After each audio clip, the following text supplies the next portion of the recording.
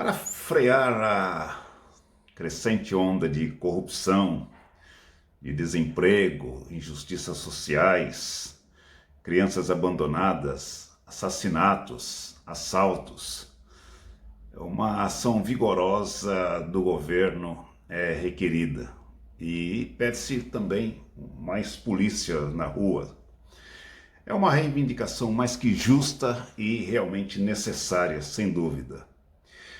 Mas pergunta-se, o que é que a polícia pode fazer para refrear ações de gente com capa de piedade simplesmente?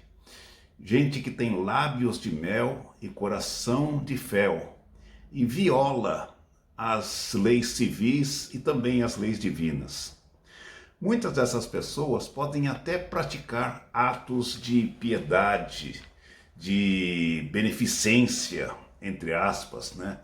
Mas é gente desprovida de amor, que se apega muito mais às diferenças sutis do que à solidariedade, discriminando até a fina camada da cor da pele, principalmente de quem tenta se aproximar de alguém da sua família. Daí a sabedoria do adágio que diz: a boa caridade começa em casa. Que na realidade é uma reprimenda a quem faz obras de caridade fora de suas portas e se dedica ostensivamente a obras pias, obras de caridade, mas no entanto se compraz, tem prazer em atormentar, prejudicar seus parentes ou serviçais.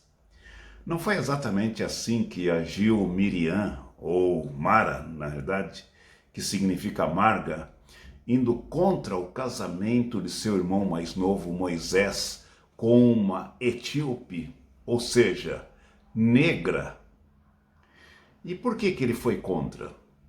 Eles, os dois, Miriam e Arão. Por quê?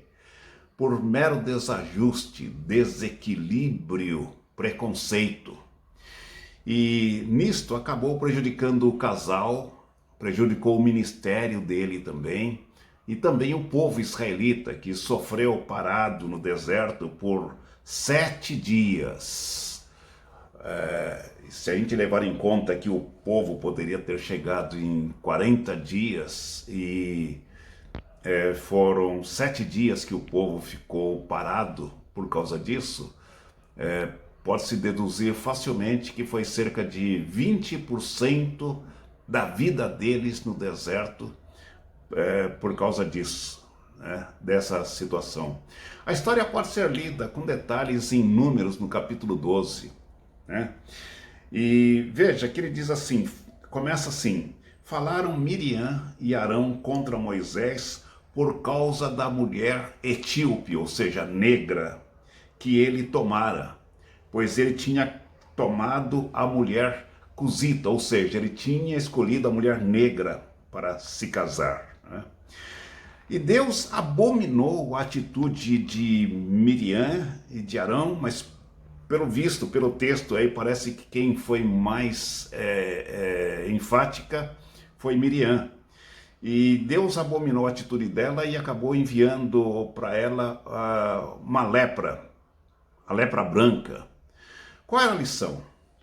Na realidade, o leproso ele é insensível ao calor e o frio, né, no local infectado. Então, na realidade, sobrou para Miriam insensibilidade e a atitude dela foi muito repugnante, contagiosa, de difícil cura, como era a lepra naquela época, que era símbolo do pecado, que separa a pessoa tanto de Deus quanto do próximo também. E era isso que exatamente fazia a lepra, que a pessoa leprosa ela devia ficar separada da família, da sociedade, né? E mostrando que o pecado era símbolo da lepra justamente por causa disso, porque a pessoa com esse espírito, ela é orgulhosa, se separa de Deus e do próximo também. Então o leproso ele era separado, né, e ele era impedido inclusive de participar das cerimônias do templo. E ele deveria clamar imundo, imundo, quando alguém se aproximasse dele, né? E Miriam, ela julgava que era uma virtude ser branca, uma vez que ela foi preconceituosa, porque talvez ela tivesse dito: ô Moisés, você é o cara, pô, com tanta mulher branca, aí você vai escolher justo uma negra, né? Então ela achava que era virtude ser branca, ela ficou branca, branca mesmo. A mancha lustrosa da lepra sugeria o brilho da hipocrisia, da falsa religiosidade.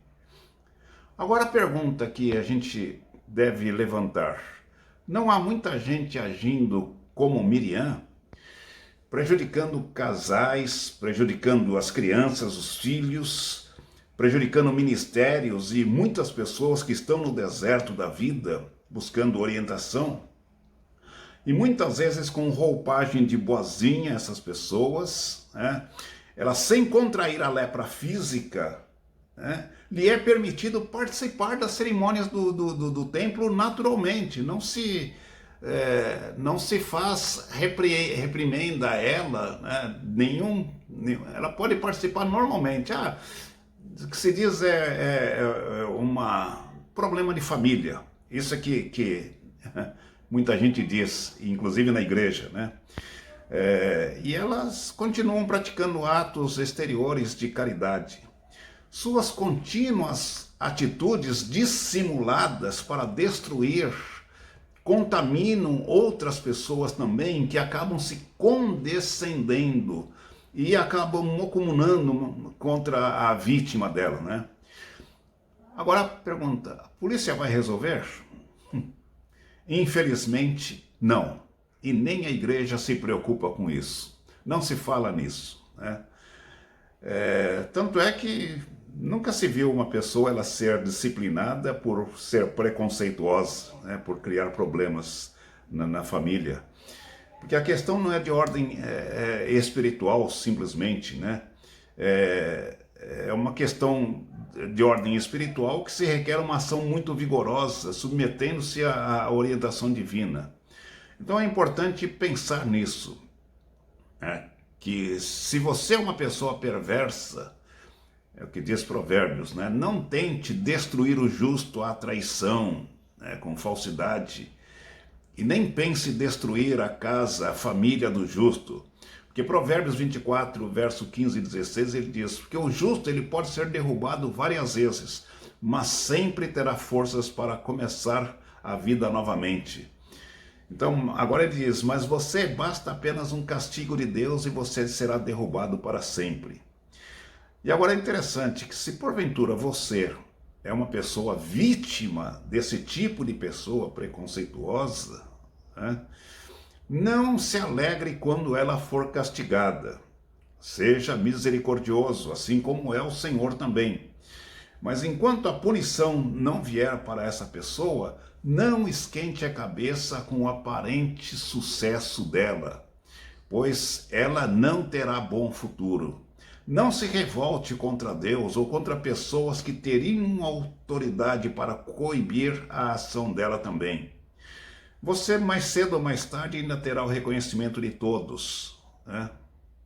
Veja, aqui diz Provérbios, capítulo 24, do verso 17 ao verso 22.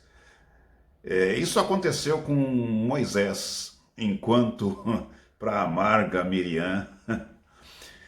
É interessante que a Bíblia diz em Jeremias, ele diz assim: pode acaso um homem preto mudar a cor de sua pele? Ou um leopardo tirar as suas manchas? Não, não, é impossível, diz Jeremias, né? Mas a pessoa ela pode ter o seu caráter mudado, porque cor da pele não define caráter. O caráter é algo que pode ser mudado. A cor da pele não tem nada a ver com o caráter, absolutamente nada. Então é necessário que a pessoa se disponha, pela graça do Senhor, a mudar o seu caráter. Polícia não vai resolver, mas policie o seu coração, sempre confiando em Deus, no seu poder e justiça. Submeta-se sempre a Ele.